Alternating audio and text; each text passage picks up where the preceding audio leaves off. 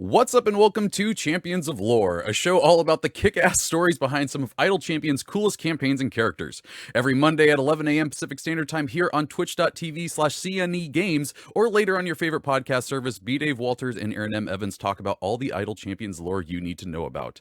If you're here with us in the chat, you can leave a question that I, Treavor Bettis, will ask them later in the show. But before I pass it over to B. Dave and Erin, we actually have a little bit of housekeeping to do real quick, or as we call it on difficulty class, dungeon keeping. That look, that's why I did it.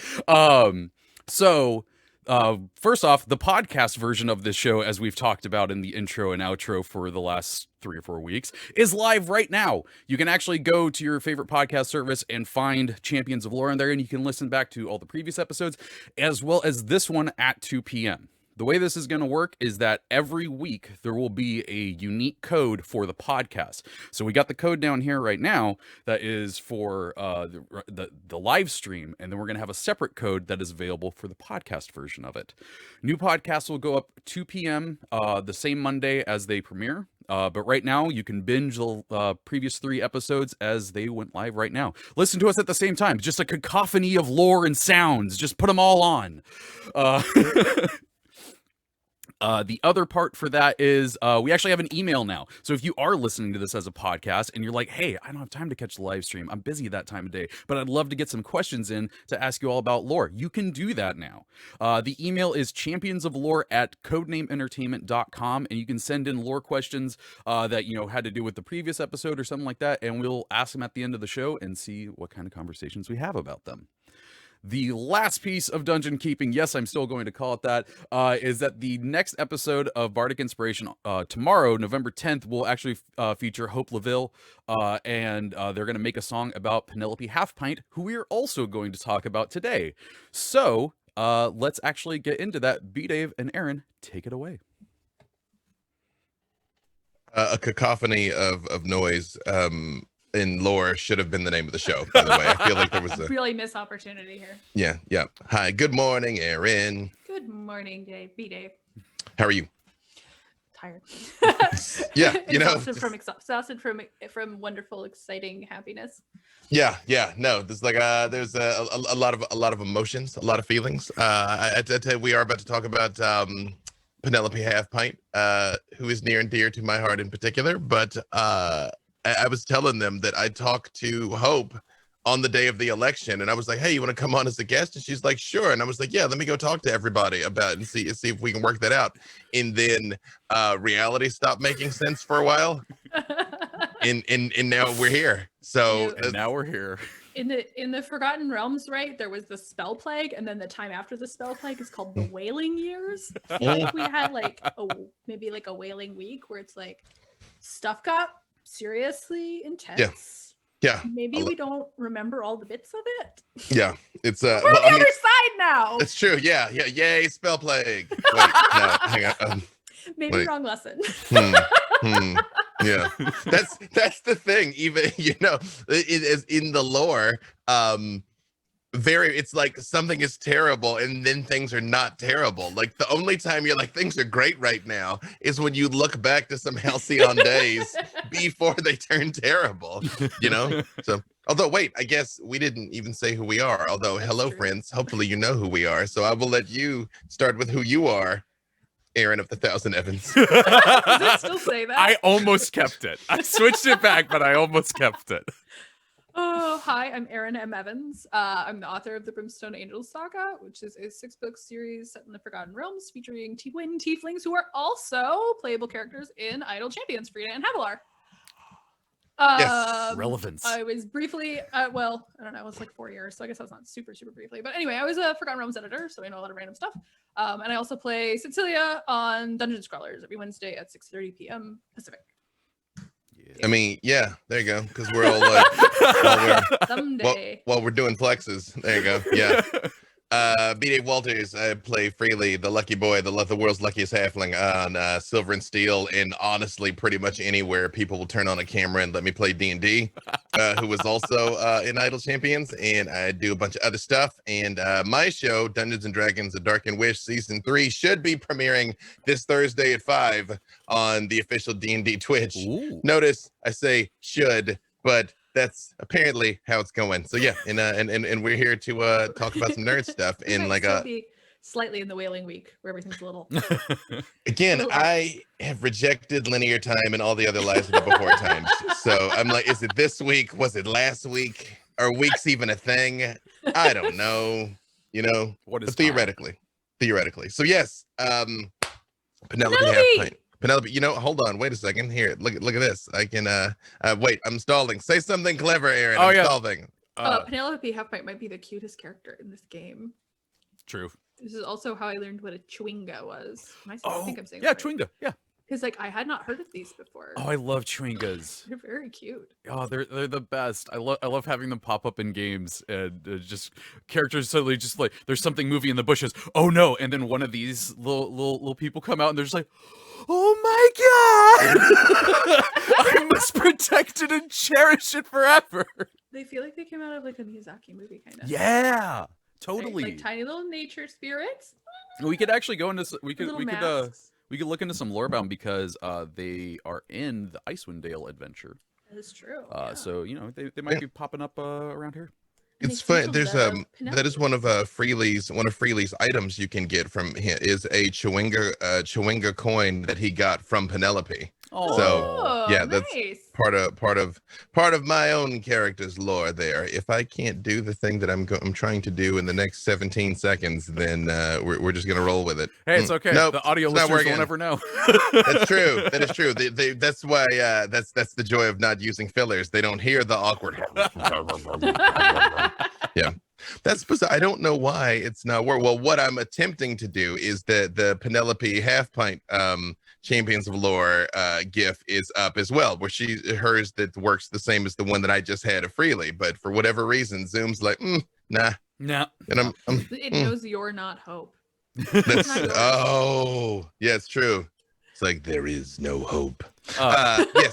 So you were gonna say something about chewingas. Yes.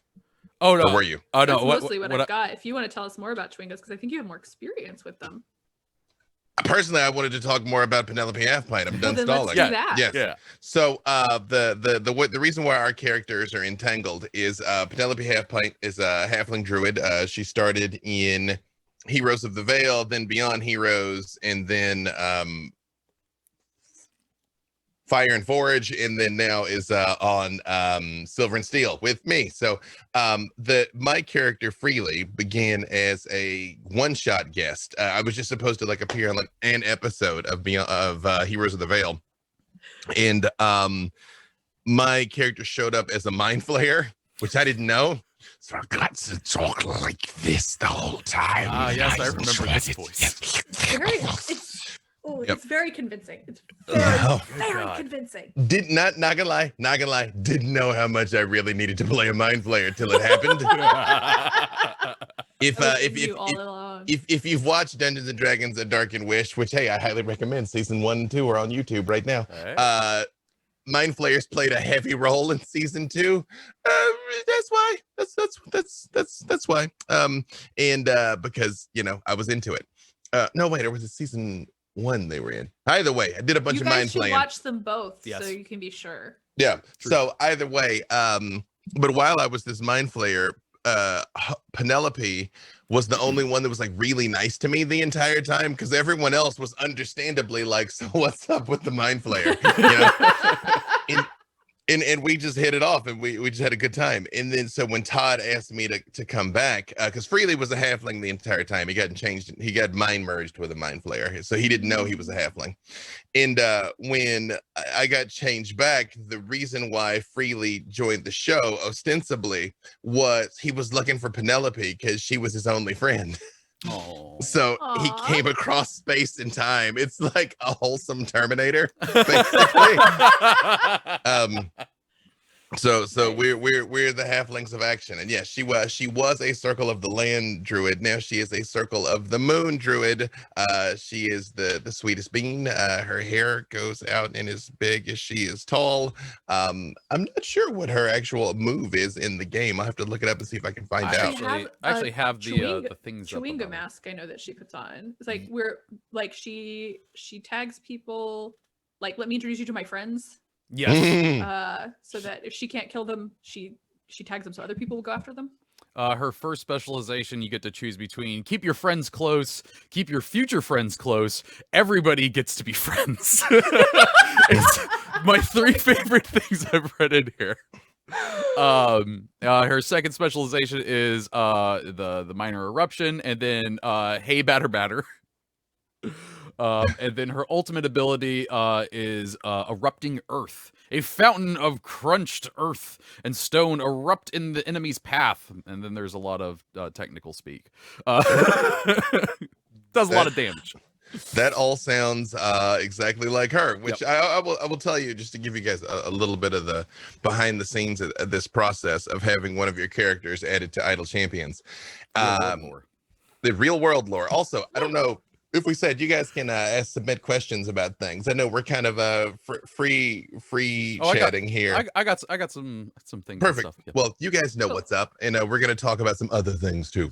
But one of the things about the process of being added to Idle Champions, which was wild because Freely is the first character I had added to a game, is it is a surprisingly long process, but it goes much faster than you think. It's like 4 or 5 months that you start, and then like you look up one day and you're like, oh, it's done, we're here.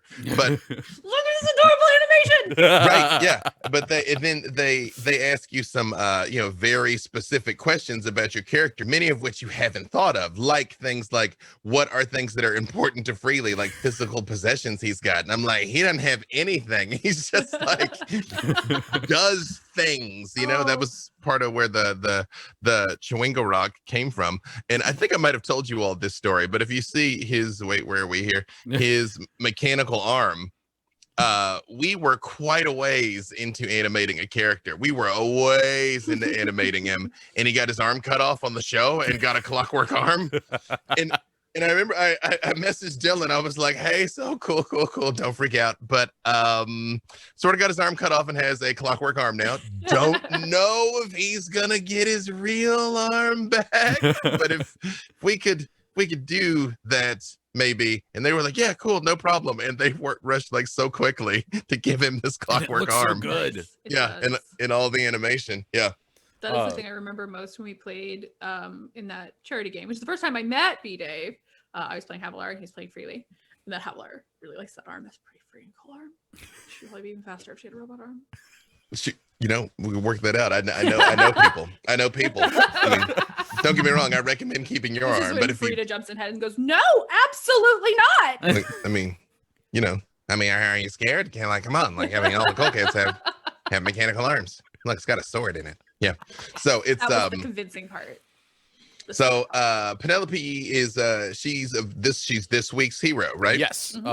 She's coming out, and actually speaking of items, the items that you can unlock for her equipment is Cloud Reacher, which looks to be a staff, the Never-Ending Story, which is artwork on a stone tablet, Mask of the Parian Clan, which looks like a Chewinga mask.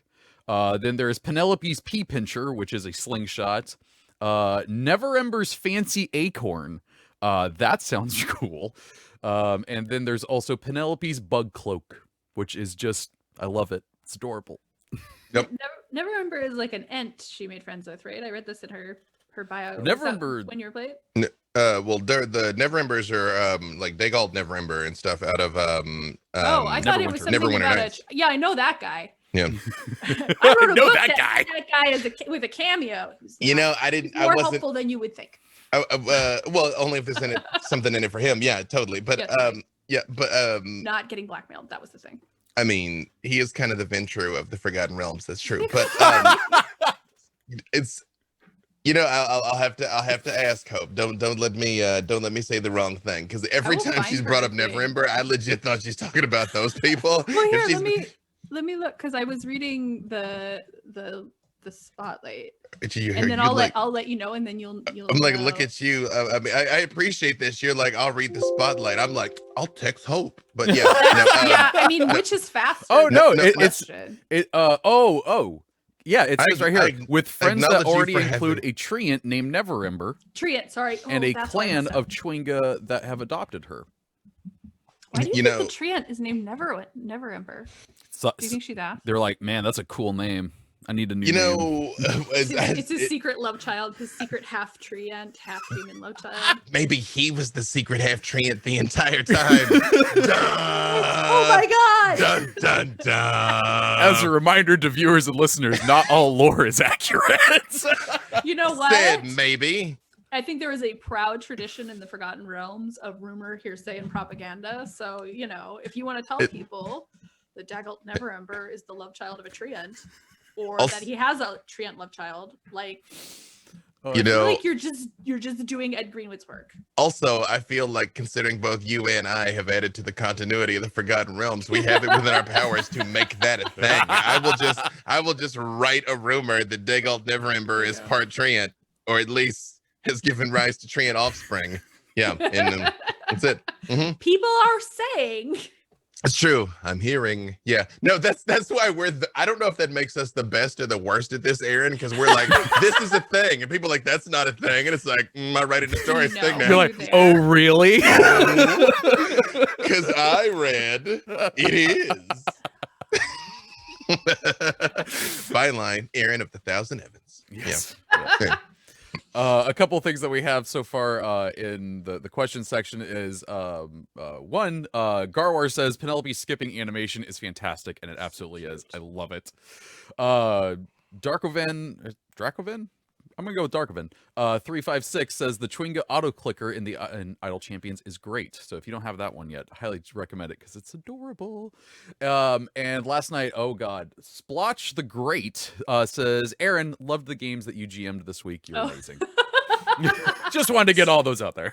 Yeah, what's I know we're gonna talk a little bit more here momentarily about the Feast of the Moon, but Yes. what was the games that you ran this week? Because we alluded to it last week, but now it happened. Now it's here. I ran a game that I call the Call Contract Murders, but also I have taken to shorthanding it as the Dragonborn dating game. Which is a mix of like D&D and a murder mystery and a dating sim. So the players are all teenagers from Dimanther. Most of them are Dragonborn who have been told by their elders, you know, it's about time you settle down. So they're kind of going around to the other teenagers they know and flirting with them and kind of feeling them out for a call contract, which is a marriage contract. And then there's a couple wingmen. But then they, you know, stumble on a conspiracy and dead bodies, which is a big mood killer. It was cute because the wingmen found the dead body and they were like, we shouldn't. Oh no, first they heard the conspirators arguing. They're like, we shouldn't tell them, it'll ruin their ash day. They're already worried about this. It was so adorable. Then I played in a sort of a mega adventure for Westgate regulars, which had some very good moments for Cecilia, which I hopefully didn't whiff because I was exhausted. As is more being on than I'm used to. Mm-hmm. I have to train up so I It's- can reach B-Dave's standards. I don't recommend anybody do what I do, man. It's just He's At least not McConaughey in embarrass Wolf of myself Wall then. Street. He's like, mm-hmm. I mean, I'm McConaughey in several things. In True Detective, in Magic Mike. Now in my mind, I have the like it's me and Erin, the McConaughey teaching the guy to dance scene, but it's Erin. I'm like, yeah. You either know what that means or you don't, but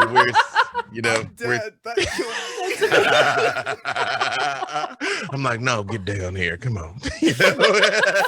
Oh, bongo Yeah. naked. Yep. The last thing I'll put in here before we move over into Feast of the Moon is Splotch the Great comes in again and said, had an affair with a treant. There's a book waiting to happen. I don't know if Wizards publishes books like that.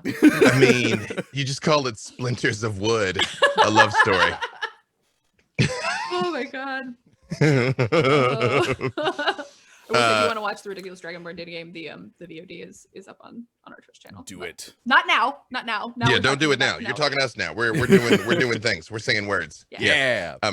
And the other event this week, if I'm correct, is the Feast of the Moon. Yes, what Yes. Penelope is actually coming to the game with. I believe it starts on Wednesday, but I could be wrong This about is like we had Liar's Night to start with, which was sort of Yeah. Halloween-y in the trick and treat kind of way, and a little Mhm. bit, you know, dangerous forces in the. This is more Yeah. Halloween-y in the sense of like the dead and remembrance and end of fall kind of. It's Not like kind of a transit, like like Day of the Dead into like Okay. Thanksgiving type thing. Yeah. Also, just as an aside, so you guys can know what it's really like for me. We're using a different audio program this week, and I clicked over and I looked at it, and it was all flatlining, and I had a micro panic attack, and then I realized it's just because I wasn't talking. I'm so not used to silence. I literally was like, "Ah, eh," and that's when and I'm like, oh, okay, oh, right. Yeah. Well, as the person that will put this podcast together later, I'm so happy to hear that. Just no, there was a good eighth of a second there where I was like, oh no. Yeah. All right. So sorry. Back to the important thing, the Feast of the Moon.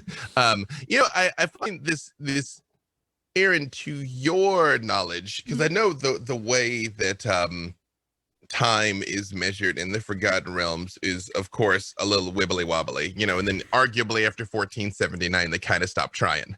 Yep. Because when I was writing Dungeons and Dragons: The Dark Wish, I really carefully checked the dates on things and calibrated their ages to like, well, if they were this old here, then this was happening here, and I really did try and anchor them into the history. It does. It really does. Well, that was A Dark Wish is my love letter to the Forgotten Realms. Mm-hmm. And that's why I really liked this idea of like these grand sweeping things happening and them just somewhat being caught up in them. And then, of course, they have their own narrative. But, when Hundar destroys Mintarn, it's like there's nothing you could do. And if you're just in Mintarn that day, it's a bad day type thing. Right. Makes an impact on your psyche for the rest of your life, though. I mean, apparently a significant one, but I don't want to spoil the story.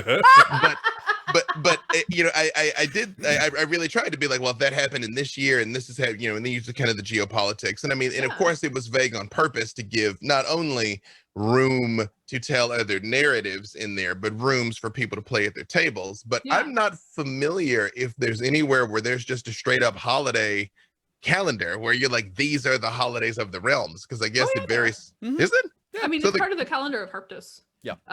They fall usually between months. Which is funny because I'm literally looking at the calendar of Harptos. That's what's in front of me right now. So it looks That's like interesting. They haven't been putting them on there. So I will say on the Feast of the Moon list, I know that there's on the entry for the wiki, which is our backup. There's a list at the bottom of the holidays that are sort of generally celebrated throughout Faerun, and it's Feast of the Moon, Green Grass, High Harvest Tide, Midwinter, Midsummer, Shield Meet, and the equinoxes and the solstices.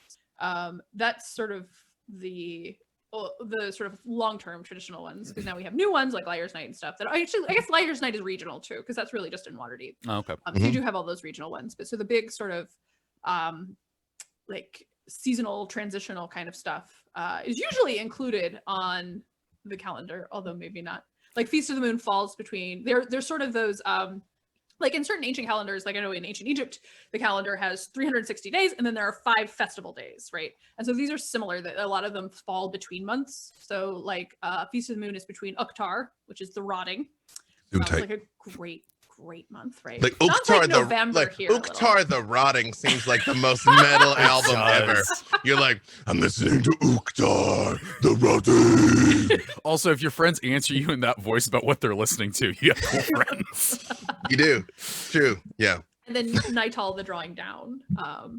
So I have a quick question, because I actually didn't realize this. So it's a day that doesn't have a number to it. So like there's a whole separate day that doesn't fall into a calendar month or anything like that between these 2 months. Yeah. That's really cool. I like that. And I'm pretty sure, if I remember right, all the months have 30 days. So they're all 310 days long. So those Green Grass, High Harvest Tide, maybe Midwinter, Midsummer too. And then Feast of the Moon are all sort of what's the word for that? Intertwined? Yeah, right. Oh, yeah, right. They're interstitial. They're interstitial holidays. Interstitial holidays. I like it. Yeah. Yes, I think that's the word I was trying to remember. Vocabulary champions. That'll be the spin-off show, Champions of Vocabulary. Yeah. And then sort of all the regional holidays, that's a bigger question, because then you have ones that are sort of set into the campaign setting, but then there are the ones where it's like someone wrote a story and they needed a holiday. Like My adventure the other day is centered on Ash Day, which is a holiday I literally made up for that adventure. I did the Feast of Remembrance, yeah, which is funny because the Day of Remembrance is a halfling holiday, which is on this day is the same as the Feast of the Moon, is the halfling holiday, which you think now as a halfling I should be into, but Hey, you got a lot to remember. You need 2 days for it. that is true. That is true. Well, it's interesting too when you say things like, I like nerding out about things like how would this, like, culturally, how would some of these things work? Because it's funny because obviously you can only dig so deep because you get down to like, it's magic, bro. Like I don't know what to tell you. Like You it's get to a DM said because someone was being a pill. Right. It's like the gods, yo. Like if you like deep enough, that's where it is. But like you were talking about like Liar's Night being regional to Waterdeep, but Waterdeep is like the world's biggest port city. So nothing would ever stay regional. People are constantly coming and going. And it's like, because you think that's how culture would spread all over the world. But based on that, I mean, arguably across all the planes, because you theoretically have people that are going to Sigil, the city of doors, and sailing through space in wooden vessels that look like swans inexplicably. Man, I hope Spelljammer comes back. I just want to talk about that. I'm not waiting. I've already put Sigil in my game. Oh yeah, no, my actual level 20 game is basically a mix of Spelljammer and Planescape. Like they just like go through space doing stuff. Yeah. But I digress. Although that should be the real name of the spinoff, but I digress. But I like that idea of how things like can start regional, but would never really truly be regional and like cross pollinate basically. Which I think is like a fruitful place that a lot of times fantasy just doesn't dig into. It's like, here's the border, and this side is like this side is like that. It's like they talk to each other. Yeah. They take each other's ideas, they expand on them. So what does Liar's Night look like? If it's a fairly recent holiday that started in Waterdeep, I think you're absolutely right. It's definitely spread. So what does it look like in Tethir, or what does it look like in Cormyr or Westgate? Westgate seems like an excuse to steal things, but I want to say real quick, one of my friends, Dusty Weathers, who runs the Xanathar account on Twitter, actually just linked me it is an old 3.5 from Wizards of the Coast program that is a calendar tool I use that. for it. That is fantastic. The one that has the phases of the moon. Yeah. Yes, I have used that. I'm gonna have to download this because we're gonna be doing more event episodes, in the future and whatnot. So that'll be fun to look at. Can I just say that Dusty Weathers is the best name for like literally anything? I know. like wrestler, cattle rustler, film star, half treant. Half treant.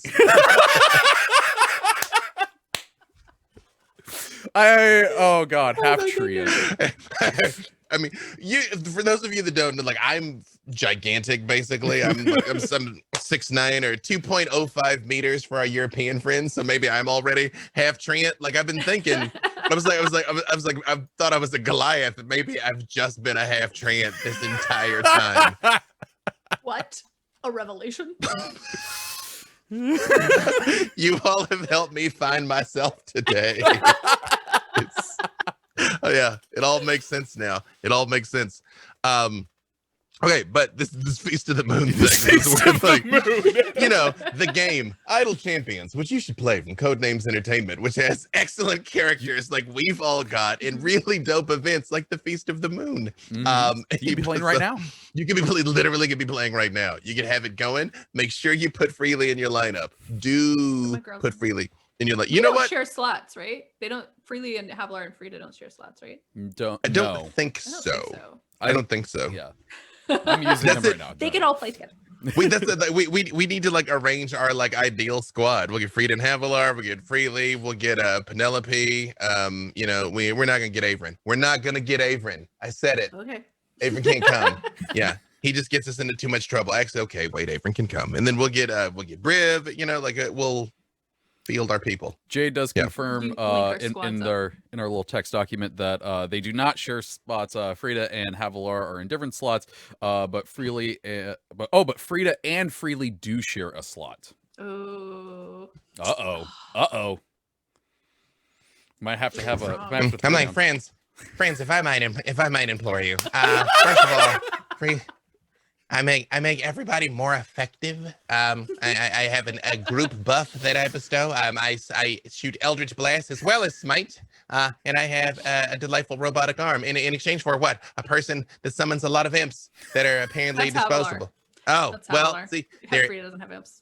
I can't even tell the difference between the two of them. How can you, right? So, vote freely. Vote for your. I feel at a disadvantage because I cannot roleplay Frida. It's all in the headspace. I get that. You know, that's interesting. That's interesting. No, because it's I had a similar experience again with the cast of A Darkened Wish, because I created those characters and then they came to life in the show, and I gave them. But I think for me, I'd already lived through the process of Tess Fowler bringing them to life visually. Yeah. So then having somebody else bring them to life in a performance wasn't so difficult. But that's funny that you're like, she's up there, but you can't. Oh, yeah. There was a right before Havilar was added to the game, when we were sort of like discussing it, and it was going to happen, but it was not public. I got invited to do a game with the High Rollers at PAX, and Mark Humes was like, "Oh, can you play Frida?" And I was like, "No, Frida's not a D&D character. Like, she's a novel character. Yeah. Like, it is a lot about that sort of internal space and making these choices that are not always smart, which is a D&D thing, of course. Whereas like Havilar is like much more like moment to moment. Like, she's got a funny shtick, right? She's a little dumb, but she's real good with a glaive, right? Now she has a big dog that goes with her, so she's like fun in D&D because she has these like very, very hooky bits you can grab onto. Whereas like Frida is like a long arc kind of character. So she was originally based on a D&D character I played, but like she changed hugely to be a novel character, and now it's like she doesn't translate well. I've tried it before. I should say I have tried it before, because when we were doing the Sundering, they briefly had all of the authors play characters, like, and they recorded it, and it was she got completely steamrolled all the time by Elminster and whatever Regis was when he got resurrected. Oh yeah. Which is a little like I got steamrolled by Edgar. I mean, but it's Elminster and Regis, so that's not, She's like, I think we should do this, and they're like, no, we're gonna do this nonsense thing. She's like, that's a bad idea. It's so there's no shame. That's interesting that you say that. See, because it pops into my mind, like, if I had to choose between playing, like, say, Caramon and Raceland, for instance, in a one shot or something, I'd take Raceland 1,000 out of 500 times. I'd do Raceland. Even if you were just like moody and emo, and on occasion just hit somebody with Finger of Death. Right? So you got to sing. Yeah. And those were characters, were D&D characters. Like, that was sort of started as like a transcription of a game, right? Beetle and Grimm were both originally. Do you like that shameless, it was Seamless. Yeah. Seamless. Yeah. Well, it's wild how many of these characters start as people that played at the table. For me, my characters were not characters I'd played, but they were characters from fan fiction. Ooh. Oh. Yeah. So they'd existed like that. So there you go, kids. This stuff can pay off. There you go. Okay, I'm sorry. We got to transition back over to Feast the Moon. we're halfway through the episode. But we're remembrancing. Oh no! Hey, you're not topic. wrong. But now I fully ahead. understand why everyone keeps saying that the show needs to be longer. That we might actually talk about the thing we're supposed to. Yeah. Yeah. Joke's on you. That's more time for detours. Yep. It's the scenic route. Yes. Yes. All right. Yeah. All right, here we go. I'll lay it on you. The Feast of the Moon, or Moonfest, was an annual festival in the calendar of Harptos occurring between the final night of Uktar and the first day of Nigtal. It was the last great festival of the calendar year. This day traditionally marked the onset of winter. And I won't just read the wiki. I don't know. I really like the Forgotten Realms NPR. That's exactly what that voice was. This elven Good bread call. is really good. Exactly. Yeah, that's right. Yeah. And then like somebody starts playing bongos in the background. Yeah. It's the Heralds of Faerun performing the blood song. Right. And then happens on the Feast of the Moon. I'm just thinking like Ira Glass would totally would be like a goblin or a gnome, growing up in Waterdeep. The bread was the thing I remember the most. the smell coming in as my grandfather was cooking. And I knew it was going to be a good day. Boom, boom, boom, boom, boom. That is an excellent goblin hourglass. I can't breathe. That's, Oh my do god. do not test me. I will do a D&D NPR, like all Oh my things God. considered or something. Like, That'll be a bonus podcast episode of us just NPR role playing. I will do it. What do you think Nina Totenberg is? Like half or? Oh my god. Yeah, just no, hang on. I'm rolling through my mind. I'm all like, I don't want to offend anybody. I'm all like, what would Hannah Jaffe Waltz be? But let's just, yeah. It's So Feast of the Moon.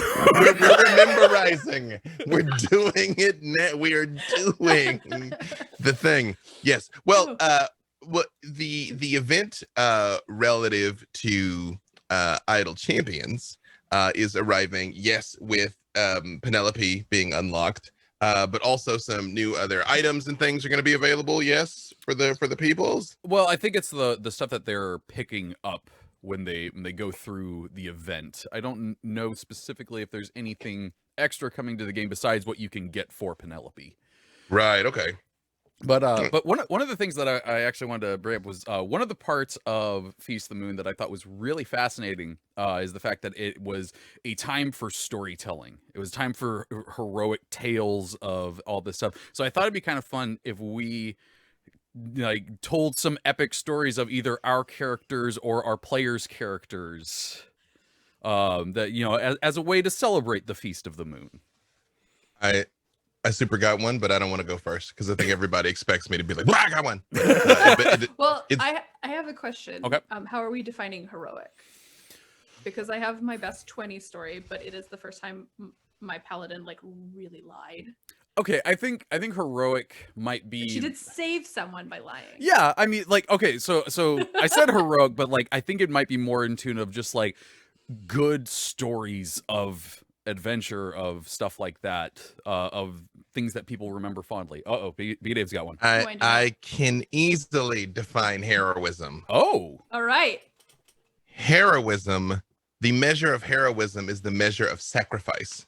The more someone gives up, the more selfless their act, the more heroic that act is. I love that. I like Yeah. that. I absolutely Then yes. love that. I have a heroic story. I'm done. I'm out. All right. That did it perfectly. It just went Champions of Lore. Yep, Boom. there it is. Yep. Practical effects. Very nice. Boom. So in that, I would say your paladin telling a well-placed fib can still be very heroic. So Erin, what's your story? All right. So this is from a D&D game that I was playing with Susan J. Morris, who was my editor at Forgotten Realms when I was writing Forgotten Realms. But it was not set in the Forgotten Realms. It was a homebrew. And my paladin, my half-elf paladin Vidania, who served sort of the god of law and order, but woke up randomly with a sword that ended out of a weird dream from the Crossroads god of the moon, who was maybe not perfectly good. It was very traumatic for her, and she wound up kind of rolling with a bunch of miscreants, including this gnome who was our rogue, Narla, who could not roll for crap. We got caught by the Empire's secret police. So and it turned out the Empire's not great. Like, she definitely was siding with the wrong people. And they were looking for this gnomish princess of the rebellion, which of course Narla had told us exactly zero of her backstory. And they were convinced it was her. And Vidania knew that if they got her, it was bad news. You disappear with these people. So she pulled them aside and she said, listen, I've been traveling with her and I've learned some things about gnomish culture, and you cannot, they had to see if she had a tattoo on her foot. Basically, the princess has a tattoo on her foot. She's like, you can't just ask her to take her shoes off. And the DM's like, okay, are you gonna try to persuade them? So make a roll. And I rolled the best 20 ever. And Vidania said, apparently in gnomish culture, the feet are considered sexual organs for ladies. So if you make her take her shoes off, it's like asking her to strip naked. It is really offensive. Now, I am the only female representative of the Empire here, so I will take her in the other room and check her feet out. And they bought it. So I took Gnarly to the other room and I screamed at her like, what the hell? Like, you can't just do that. She absolutely had the tattoo. But it also gave her time to apply her disguise kit to hide it. So Vidania came out and said, nah, no tattoo. They bought it again. I rolled really high again. Then the wizard effed around and found out and got them to come back, and they made her. Fortunately, she had applied the cover up. But this obviously caused Vidania a lot of distress because she had just like lied to the people that maybe at some point she's like, maybe I will be one of those one day. But she's figured out they're terrible, and she just 100% betrayed all of her previously held beliefs. But she saved Narla, so who was not. That's fantastic. Should have just told us she was a gnomish princess from the rebellion. We could have avoided all of this. But instead, you got a really good moment and a really good story. It was very good. It's, you know, it's one of those things. It's like a narrative isn't life, because you feel like how many of those stories you could save yourself a lot of trouble if somebody up front was just like, hey, by the way, you know, yeah, it's like, yeah. It's like, I had my story was I was running a game, and I had a character whose character concept is they were a dragon slayer from level 1. And of course, you're not slaying any dragons at level 1. Although, believe it or not, I've had really good success with doing things like throwing a wyvern or a young wyvern at a group, you know, when they're even like 2 or 3, because that is still a friggin' pitch battle, by the way, with like a wyvern. But that was his whole character concept. In very early, we ran this game from 1 to 20. Very early, I mean, around like level 5 or 6, he got an arrow of slaying shot for dragons. Because, you know, back in the day, it was calibrated to like, you know, it kills this specific type of thing. And but of course, you know, it was all like, it was like Bard's black arrow, basically. And it was like this keepsake of his. And it was like calibrated very low. The save to beat was super easy, because if you don't make the save, you die. So way down the road, literally 6-9 months later in the gameplay, I had this huge event planned where a dragon was going to attack the city. I had it plotted out by rounds, like literally round 1, the dragon's going to fly by, breath weapon, you know, and then like fly away, and it's going to take 2 rounds to turn and come back again. And then in round 5, it's going to land. I mean, I had it all ready. And I described this huge thing, you know, it's Smaug, I am fire, I am death coming, you know, described this whole big ominous thing. And he's like, I'm going to shoot it with my arrow slaying shot. And I'm like, what? He's like, my arrow slaying shot. I mean, it's probably not going to work because it's so small, but I'm going to do it. And I'm like, I legit forgot you had that, but okay, great. And I only play with one house rule at my table, that a 20 always succeeds and a 1 always fails. Skill check saves everything. That's the parameters of chance in the world we're in. Yeah. Okay. Always a chance. You're never so hopeless that you can't win. You're never so good you cannot fail, basically. And he's like, slaying shot, natural 20. I'm like, okay, all right. You hit it square. Roll. 1. Literally, round 1, minute 1, attack 1. And he's and, wow. You know, I let it stand. And I will say this for you dungeon masters out there and storytellers, because I know sometimes we talk about how to fit these things into your games.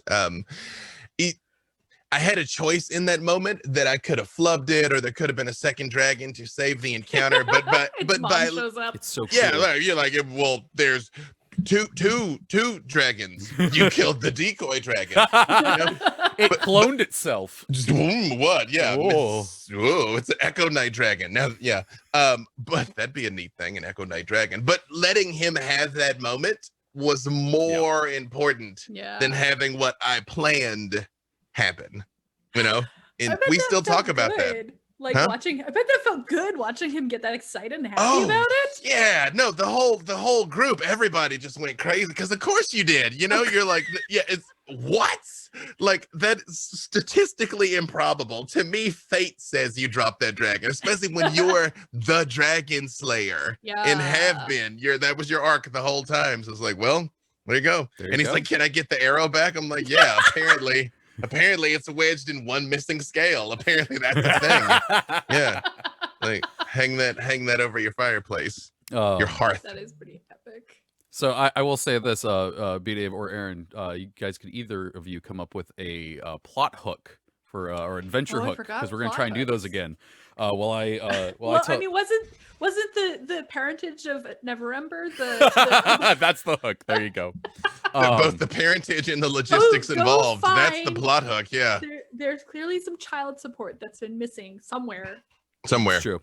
Never, yeah, somewhere in there. My story is actually gonna be about my normal group, the Golden Pals. And you know, they've done a bunch of crazy shit, but I think my favorite one that they've done was when they were locked in jail. This is during Waterdeep Dragon Heist, but there's no spoilers here. I'm gonna not say any spoilers.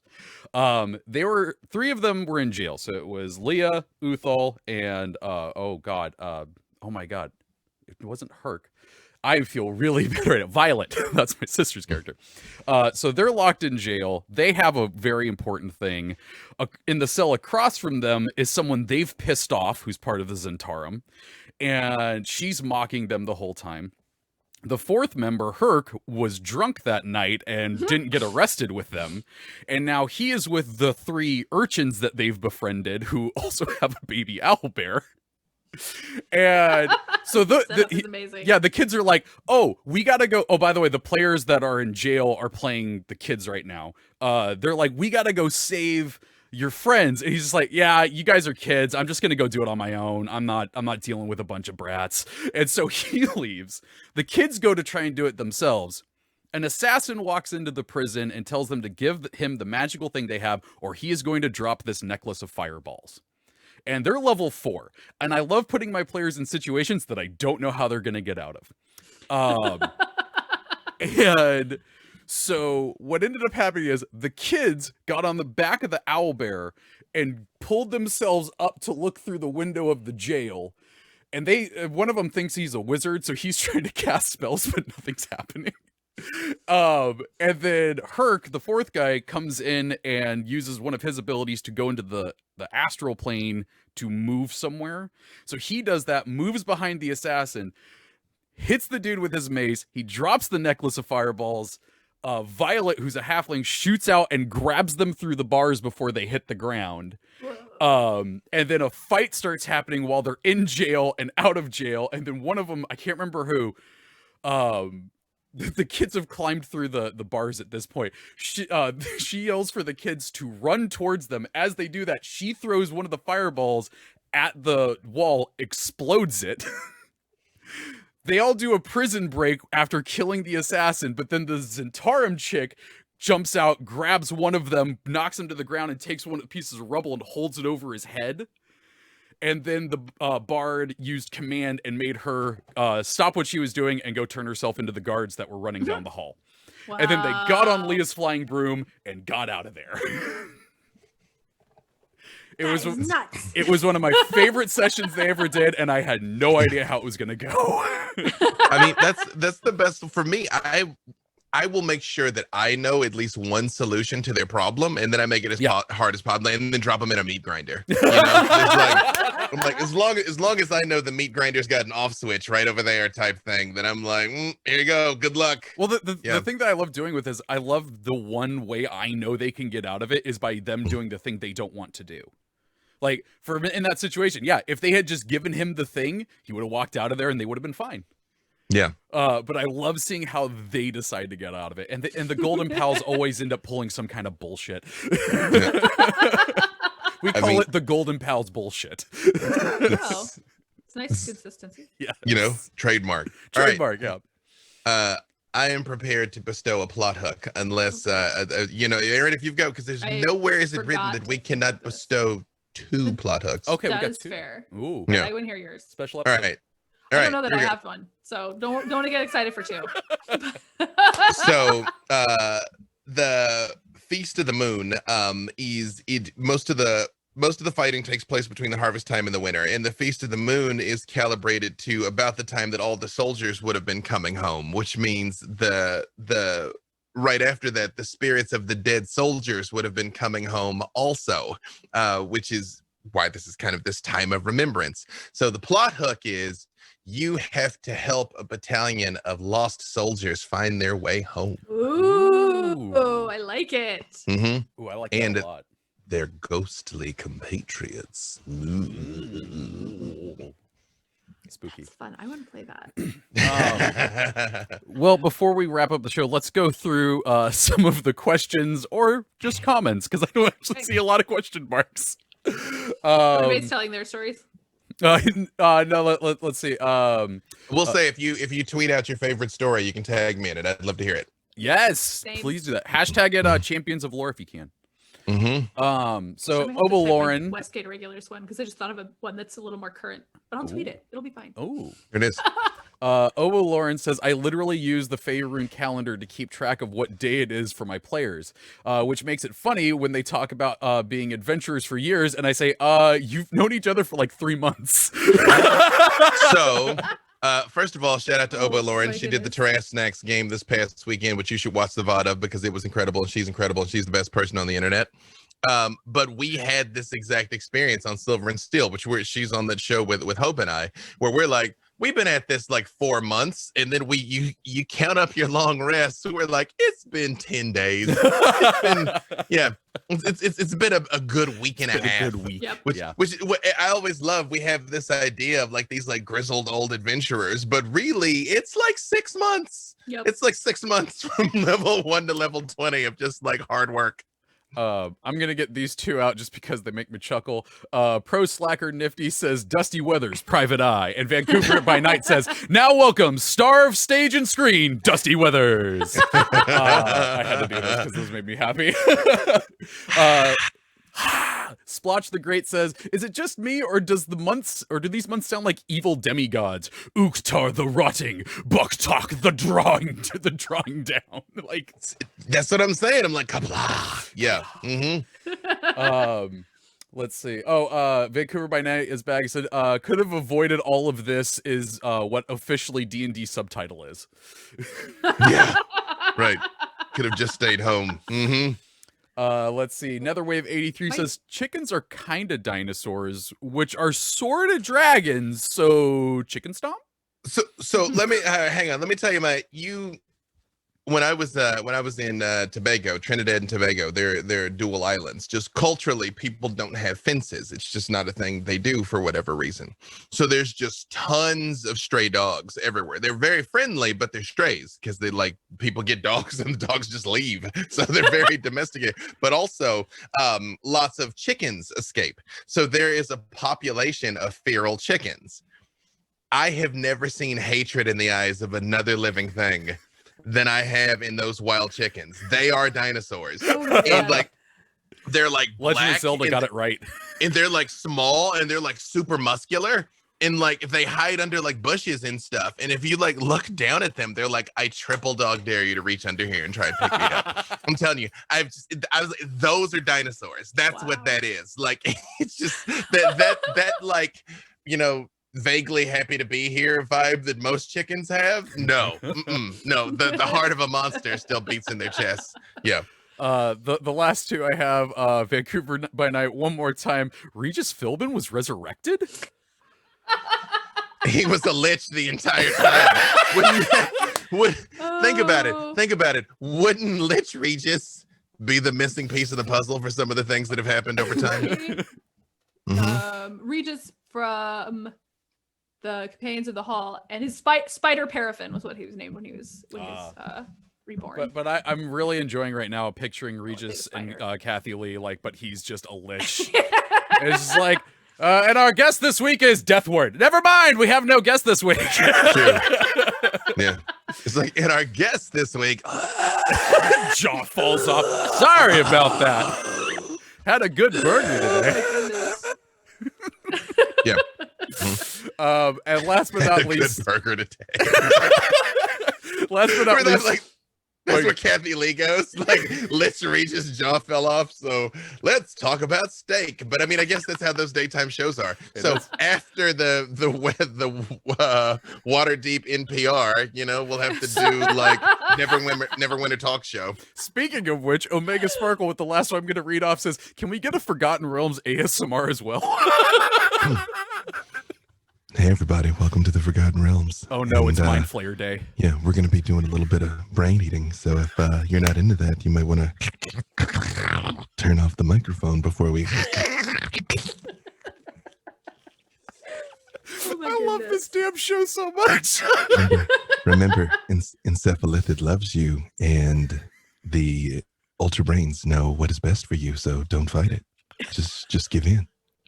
Join the collective. Oh god. Okay. With that one, that's where we're gonna stop today. Erin and B Dave, where can people find you and what awesome stuff are you working on? Man, but should they even look for us? Like, should they try? You know, you can tell people not to seek out forbidden knowledge, but they're still gonna do it. They have to learn that lesson on their own. It's true. or don't, or don't, as 2,000 years of storytelling would seem to indicate. Well, good idea or bad, you can find me on Twitter at Erin M. Evans. You can also watch me on Dungeon Scrawlers on Wednesdays at 6:30, twitch.tv/Dungeon Scrawlers, where I play Cecilia, who's definitely not a warlock. Definitely. Nope. Super not. B. Dave Walters, I say words about things. I'm somewhere doing something 7 days a week. Don't even try and keep up with it all. I can't. But Tuesdays, Silver and Steel at 6 Pacific with the lovely Lord Neverember and Hope Lavelle. So if you want to see Penelope Half-Pint and Freely getting their halfling on and doing our hero and stuff, that's where we are.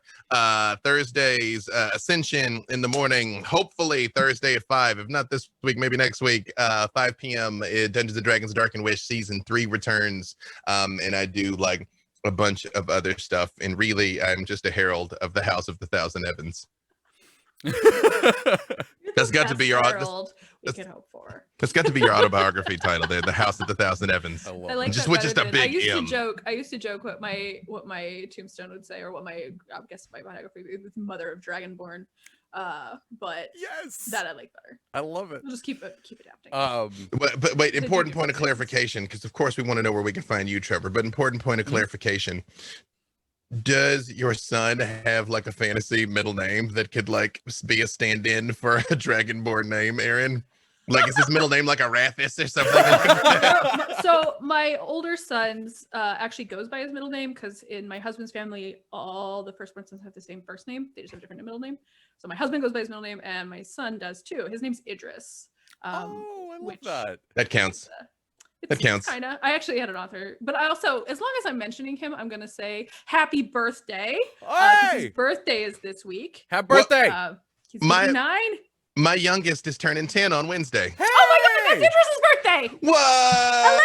Hey, 11/11! Hey! So apparently we made warlock pacts. That's why our success makes sense now. That it's like, you have turned over the forbidden children. In exchange, you might have writing careers. So Idris is actually 11/11/11 even. Which every time I tell someone, they're like, "Was he born at 11/11?"